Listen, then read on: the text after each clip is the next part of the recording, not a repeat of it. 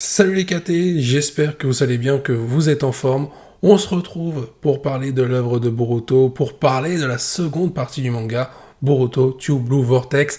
Et aujourd'hui, on va parler d'un personnage qui a un vrai potentiel en termes de développement. C'est le personnage d'Himawari, la sœur de Boruto. Quel va être son rôle par rapport à la situation entre Boruto et Kawaki?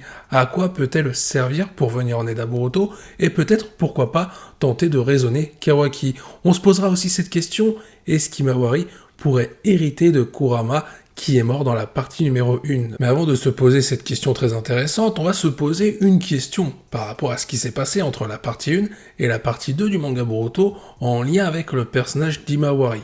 On rappelle un peu les faits, à la fin de la partie 1, l'omnipotence d'Eda a affecté les souvenirs des shinobi. Pour les shinobi désormais, Boruto est un étranger ayant tué Naruto et Kawaki est devenu le fils de Naruto. Donc Kawaki dans la tête des shinobi est le frère d'Himawari. Et pour Himawari également, puisqu'on a eu la confirmation qu'Himawari était affecté par le pouvoir de l'omnipotence d'Eda. Mais du coup, il y a une question qu'il faut se poser. Qui s'est occupé de Kawaki ainsi que d'Himawari durant l'ellipse? Est-ce que c'est Kawaki, vu qu'il était assez grand pour peut-être prendre en charge Himawari, ou est-ce que c'était quelqu'un d'autre? Il y a plusieurs choix possibles. La logique aurait voulu que ce soit peut-être le personnage d'Hanabi appartenant au clan Hyuga et appartenant à la famille de Naruto et Hinata pour s'occuper du personnage d'Himawari, mais aussi de Kawaki. Après, il y a d'autres choix possibles. Peut-être que c'est Kakashi, en l'hommage à son ancien élève Naruto, qui a pris la charge et la responsabilité des deux enfants, Kawaki et Himawari. Ou alors on a aussi cette possibilité, la possibilité que ce soit Sakura qui se soit occupée à la fois de Sarada, sa fille, mais aussi d'Himawari et de Kawaki, en l'hommage à son ami qu'elle pense peut-être mort, Naruto. C'est quand même assez troublant qu'on n'ait pas encore vu la réaction de certains shinobi concernant la nouvelle de la mort de Naruto. Je pense à Kakashi que j'ai cité, Sakura bien entendu, ou encore les membres du clan Hyuga. Et il y a certainement d'autres personnages qui pourraient avoir une réaction assez particulière en apprenant la mort de Naruto. Je pense à Iruka, peut-être que c'est lui aussi qui aurait pu s'occuper d'Himawari et de Kawaki en l'hommage à Naruto. Vous l'aurez compris, il est important de savoir quel personnage va être en charge de Kawaki, mais surtout d'Himawari, parce que ce personnage peut avoir un rôle clé sur le développement d'Himawari, à la fois au niveau de sa puissance en tant que shinobi, mais aussi au niveau de son éducation, reprendre ce qu'ont fait Naruto et Hinata, car on a tendance à oublier que oui, Naruto a disparu, mais c'est aussi le cas pour Hinata. Au-delà de savoir quel sensei pourrait s'occuper d'Himawari et de Kawaki, ce qui est très intéressant, c'est les raisons qui poussent Himawari à devenir plus forte. On l'a vu au début de la partie 2 de Boruto True Blue Vortex, elle veut devenir plus forte pour venir en aide à Boruto. Elle est persuadée également que Naruto est toujours en vie quelque part. Ce qui est très intéressant sur ce qui nous a été montré dans ce chapitre 1, c'est les raisons qui poussent à croire Himawari cela. C'est-à-dire que Himawari a un souvenir très précis de Boruto ayant sauvé à la fois Naruto, mais l'ayant sauvé également face à Delta. En réalité, ce souvenir est modifié. C'était la scène où Kawaki s'était interposé entre l'attaque de Delta et Naruto ainsi qu'Himawari. Elle pense exactement à ça, Himawari, à ce moment-là. Sauf qu'avec l'omnipotence d'Eda, vu qu'elle est affectée, les souvenirs sont modifiés. Boruto et Kawaki ont échangé leur place. À ce moment-là, dans son souvenir, ce n'est plus Kawaki qu'elle voit, c'est Boruto. Et c'est ce souvenir-là qui pourrait permettre à Himawari de comprendre tout ce qui s'est passé autour de Kawaki, autour de Boruto, mais aussi en rapport avec l'omnipotence d'Eda. Et c'est peut-être ça qui va trahir indirectement Kawaki. Le fait qu'autrefois il a sauvé Naruto et Himawari. Peut-être que ça va être le début de la fin pour Kawaki. En plus d'avoir ce souvenir en tête, donc le fait de voir Boruto dans son souvenir alors qu'à la base c'était Kawaki, grâce à ses sentiments intérieurs, le fait de croire dur comme fer que Naruto est toujours en vie et que Boruto n'est pas coupable de ce qu'on lui reproche, peut-être qu'Himawari va réussir, grâce à ses sentiments fraternels envers Boruto, va réussir à sortir de l'omnipotence d'Eda. Et dans le chapitre 1, on avait eu le droit à une discussion entre Sarada Sumire avec le personnage d'Eda, qui nous disait que pour vaincre l'omnipotence, il n'y a aucune solution. Peut-être qu'avec le personnage d'Himawari, on aura un début de réponse sur comment contrer le pouvoir d'Eda. Peut-être que ça va venir d'Himawari. Parce qu'il y a quelque chose aussi très intéressant par rapport à Himawari, lorsqu'elle parle de son ressenti au personnage de Shikadai, on a l'impression qu'il comprend ce que ressent Himawari. On rappelle que Shikadai est le meilleur ami de Boruto. Peut-être que lui aussi ressent une certaine conviction concernant l'innocence de Boruto. Et là, ce ne serait pas des sentiments fraternels, mais un sentiment amical très puissant à l'égard de Boruto. Peut-être que pour sortir de l'omnipotent Zeta ou lutter contre ce pouvoir, il faut avoir des sentiments puissants à l'égard de Boruto. Fraternel pour Himawari, amoureux pour Sarada Sumire, ou encore amical pour le personnage de Shigadai envers Boruto, et peut-être aussi appartenir à la famille des Uzumaki. Si Naruto et Hinata sortaient de la dimension de Kawaki, peut-être que eux ne seraient pas affectés. On aurait du coup des éléments de réponse sur le fait de comment combattre l'omnipotent Zeta. Un élément scénaristique qui pourrait être très sympa, c'est par rapport à ce qui pourrait arriver dans le chapitre 2 de Boruto Two Blue Vortex. À la fin du chapitre 1, Boruto est revenu au village de Konoha pour s'opposer à la fois à Code, mais surtout il fait face à Kawaki. Ce qui est très intéressant et ce qui pourrait arriver dans le chapitre 2, ce serait qu'en fin de chapitre, une fois que Code a été neutralisé ou qu'il a été écarté, lorsque Boruto se retrouve seul face à Kawaki, on est l'arrivée d'Himawari qui se retrouve face à Kawaki et Boruto. Et là, ses convictions pourraient prendre forme en comprenant qu'il y a quelque chose qui cloche à l'égard de Kawaki, mais aussi à l'égard de Boruto. Mais malheureusement, dans ces potentielles retrouvailles, il y a le personnage de Kawaki. Kawaki pourrait en profiter pour continuer d'insister sur le fait que Boruto a bel et bien tué son père et sa mère. Et là, Himawari pourrait prendre de mauvaises décisions en s'opposant à Boruto dans un premier temps.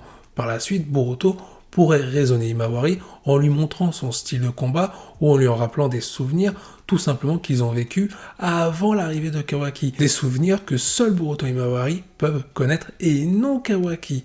Parce que oui, certes, les souvenirs ont été modifiés, mais l'histoire qui a été vécue, elle a été vécue par Boruto et non Kawaki. Kawaki ne peut pas se rappeler de tout. Par exemple, il ne peut pas se rappeler de comment a été vaincu Momoshiki. Boruto, lui, il le sait, puisqu'il a fait partie de la bataille, et c'est même lui qui a donné le coup de grâce. Donc évidemment, en ne se servant pas de ce souvenir-là, puisqu'Himawari n'était pas présente à ce moment-là, Boruto pourrait tout de même raconter un souvenir commun qu'il a vécu avec Himawari pour opposer sa version des faits à celle de Kawaki liée à l'omnipotence Zeta. Peut-être que par la suite, Himawari va tenter de raisonner Kawaki par rapport à tout ce qu'il est en train de faire, mais en vain, et là on pourrait avoir, pourquoi pas, un affrontement entre Himawari contre Kawaki. Kawaki pourrait blesser Himawari, et on pourrait arriver, pourquoi pas, à la scène du chapitre 1 de la partie 1, lorsque Boruto s'opposait à Kawaki, où Boruto disait à Kawaki qu'il a été beaucoup trop loin en s'en prenant à Himawari. Et là, on aurait le début du combat entre Boruto et Kawaki. En soi, un scénario qui serait plutôt sympa. Au-delà de cette possibilité de scénario, en plaçant Himawari avec un rôle important concernant le personnage de Boruto, mais aussi de Kawaki, on peut parler de sa puissance, de son potentiel qui nous a été teasé par 2 fois dans l'œuvre de Boruto, manga et animé compris.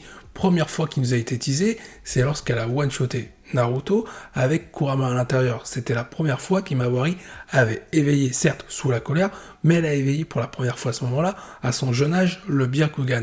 One-shoter Naruto avec Kurama, ce n'est pas donné à tout le monde, même si Naruto n'était pas sur ses gardes. Mais ça reste Naruto et Kurama. Deuxième fois que son potentiel nous a été teasé, c'était avec le personnage de Daemon à la fin de la partie 1 du manga Boruto. Daemon a ressenti quelque chose d'étrange à l'intérieur d'Himawari. Alors là, il y a 2 possibilités. Est-ce que c'est un potentiel pur qu'a ressenti Daemon, donc une puissance qui ne demande qu'à éclore pour le personnage d'Himawari, ou alors est-ce que Daemon a ressenti autre chose? Est-ce que ça pourrait être un biju? Shukaku, parce qu'on sait qu'Himawari apprécie Shukaku, il y a un lien particulier entre les deux, ou alors est-ce que ce serait Kurama? Pour moi, aucun des deux, et s'il doit y en avoir un des deux, ce serait plus Shukaku, mais je ne vois pas pour quelle raison d'un coup le bijou se serait retrouvé à l'intérieur d'Himawari. Pourquoi je ne vois pas Kurama revenir? Et s'il doit revenir, admettons, pour moi, il reviendra à la fin de l'œuvre. Pourquoi, du coup, mon avis est négatif concernant le retour de Kurama? Parce qu'encore une fois, on l'a fait mourir dans la partie 1, on a eu de très beaux adieux entre Naruto et Kurama, même si dans le manga, ça a été un petit peu bâclé, et dans l'animé, ils nous ont rajouté quelques scènes pour vraiment nous faire un bel adieu concernant Kurama. Justement, si c'est pour faire ça dans la partie 1, ce n'est pas pour faire revenir Kurama dans la partie 2, et surtout au début, les personnages doivent apprendre à évoluer eux-mêmes sans l'intervention de Kurama ou d'autres bijoux. Himawari, pour moi, aura un pouvoir en lien avec son Byakugan et ses origines, un pouvoir qui surpasse ceux de ses ancêtres. De plus, souvenez-vous quand même des conditions de résurrection pour un bijou. Lorsqu'un hôte meurt, le bijou à l'intérieur peut revenir à la vie puisque c'est son chakra qui n'a pas été impacté. Tant qu'il lui reste du chakra, il peut revenir à la vie. Dans le cas de Kurama, la situation est complètement différente. Naruto et Kurama ont utilisé le mode baryon, ce qui a impacté tout le chakra de Kurama, ce qui fait qu'il a fini par mourir. Il ne peut donc pas revenir. Et admettons que vous vous obstinez concernant le retour de Kurama, comme quoi il va ressusciter quoi qu'il arrive, même si c'est lui qui est mort, en utilisant le mode baryon avec Naruto. Le délai de résurrection d'un bijou n'est même pas encore arrivé à son terme. Il ne s'est déroulé que 3 ans entre la partie 1 et la partie 2. Il faut plus de temps pour qu'un bijou puisse ressusciter. Donc dans tous les cas, ce n'est pas possible de voir Kurama revenir dans l'œuvre de Boruto dès maintenant. Pour revenir sur le cas d'Himawari, vous l'aurez compris, je pense sincèrement que son développement en lien avec sa puissance et son apprentissage en tant que shinobi va avoir un lien avec ses origines plus l'enseignement qu'elle va avoir au sein de Konoha et par rapport aux personnes qui vont s'occuper d'elle. Ensuite, au niveau de son rôle, je l'ai évoqué tout à l'heure, et j'en avais déjà parlé dans des vidéos précédentes quand on était encore que sur la partie 1 du manga Boruto, Himawari va avoir un rôle grandissant et va avoir un rôle surtout important vis-à-vis de Boruto et de Kawaki, surtout par rapport à tout ce qu'il se passe concernant les souvenirs modifiés des shinobi dus à l'omnipotence d'Eda. D'ailleurs, tout à l'heure, j'ai parlé du cas de Shikadai qui semblait comprendre le ressenti d'Himawari. Justement, peut-être que celle-ci va réussir à rassembler des alliés qui vont croire que Boruto est innocent, dont Shikadai. Et là, ce sera la première pièce du puzzle pour permettre aux shinobi de Konoha, dont Shikamaru, de comprendre qu'en réalité, Boruto n'est pas coupable de ce qu'on lui dit par rapport au fait qu'il aurait tué Naruto, mais en réalité, il est innocent. Celui qui est à l'origine de tous ces problèmes actuellement, c'est Kawaki. Himawari pourrait donc commencer à essayer de rassembler des personnes autour d'elle pour défendre Boruto, dont Sarada et Sumire. Il est temps d'arrêter cette vidéo ici, j'espère qu'elle vous a plu, je vous invite à donner votre avis en commentaire, je vous dis à la prochaine, portez-vous bien et n'oubliez pas que la volonté du KT soit avec vous.